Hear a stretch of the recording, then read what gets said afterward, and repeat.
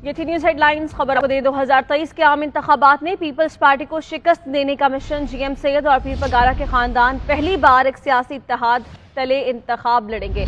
Sindh United party और GDA के मरकजी रहनुमाओं में इस हवाले से मुआमलात भी तय पा गए हैं, जबकि ज़राए के मुताबिक अहम मुलाकात के बाद सिंध यूनाइटेड पार्टी जीडीए में शमूलियत का ऐलान भी कर देगी। तफसीलात क्या हैं, हमीद सुमरो से जानते हैं। हमीद, बताइए कब तक ये ऐलान मुतवक्का है?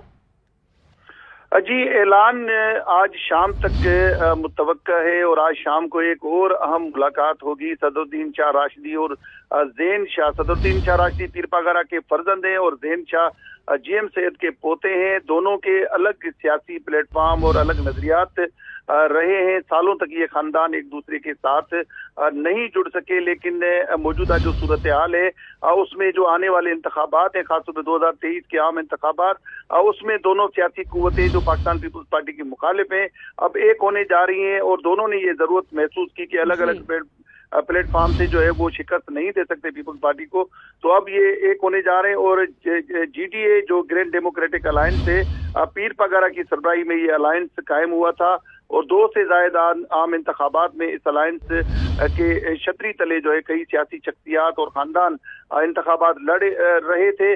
अब ये दोनों खानदान एक होने जा रहे हैं और बाज़ाब्ता तौर पे सिंध यूनाइटेड पार्टी आज शमूलियत अख्तियार करेगी।